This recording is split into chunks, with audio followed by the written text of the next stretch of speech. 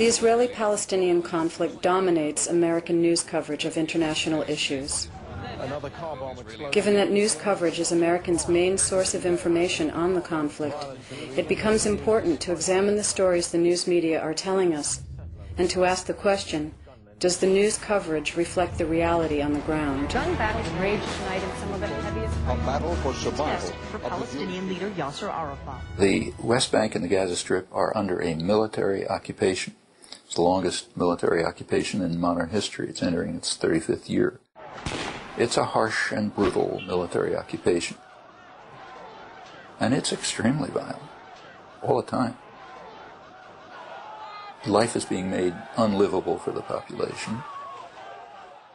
We have what is now quite an oppressive regime in the occupied territories, where Israelis are lording it over Palestinians, usurping their territory, demolishing their homes, exerting a very severe form of military rule in order to remain there. And on the other hand, Palestinians are lashing back, trying to throw off the yoke of oppression of the Israelis. I spent a day traveling around Gaza with a man named Jabra Washa, who's from the Palestinian Center for Human Rights, and he described the situation as complete economic and social suffocation. There's no economy. The unemployment is over 60% now.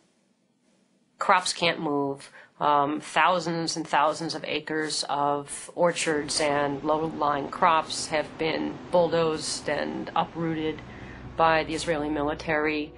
There are checkpoints everywhere. Palestinians can't get from one place to another. Drives that ordinarily would take 10 minutes now take 4 hours. All the main access and artery roads are controlled by Israel. Anything that enters and exits the Palestinian areas is underneath their control. And so everything from getting medical help to getting education to trying to lead your daily life is at the whim of Israel.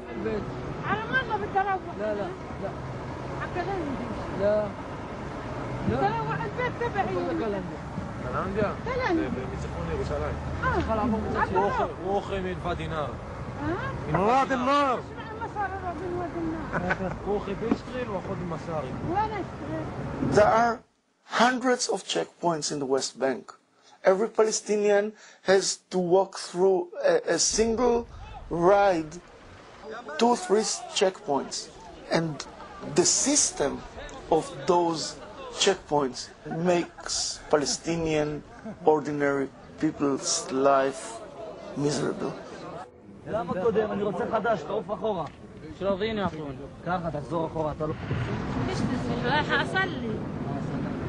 ليش الصلاة حرام كمان؟ لا حرام يلا. هون رايحين على القدس. بدنا نروح هنا في رام الله، من وين نعدي؟ وهي معنا أوراق، شوفي. هي كله من كوبات حليب، كله من المستشفى.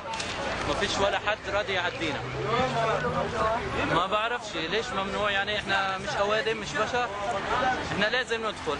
It can even reach very immediate forms of oppression, such as not being able to leave your homes during curfew hours, as the Palestinians are forced sometimes to remain in their home day after day because the Israeli army says, we don't want you out of the house on the street. It means they can't buy food, can't send their children to school, can't walk across the street to their neighbors, can't get medical attention, can't do any of the basic things that you must leave your home to do.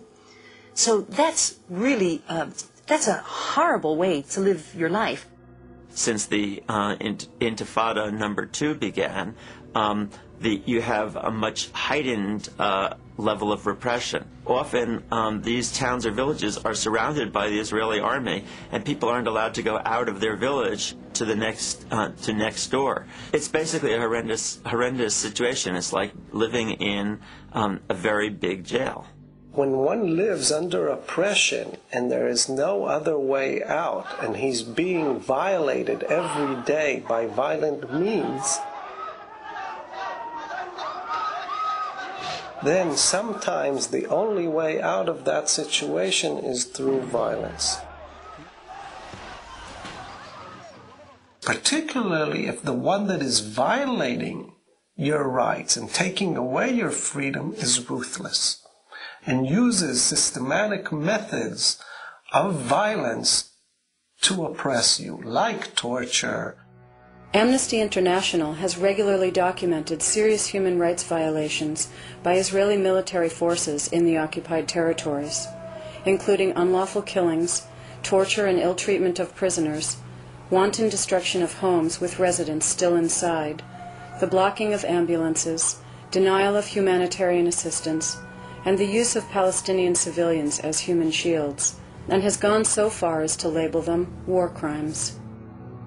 We don't see the suffering that the Palestinians are undergoing through occupation. We don't really understand how bad the occupation is for them. No empathy, no sympathy, no sight of women unable to reach a hospital to give birth and children and their babies dying at the checkpoint because they can't get through. If you don't see that, your heart doesn't skip a beat and say something's wrong with the occupation. That's what's become so twisted, that that the dearth of reporting, the absence of images, the lack of analysis, the void of voices of describing the experience of Palestinians under occupation is so vast that people have no idea that the occupation is going on.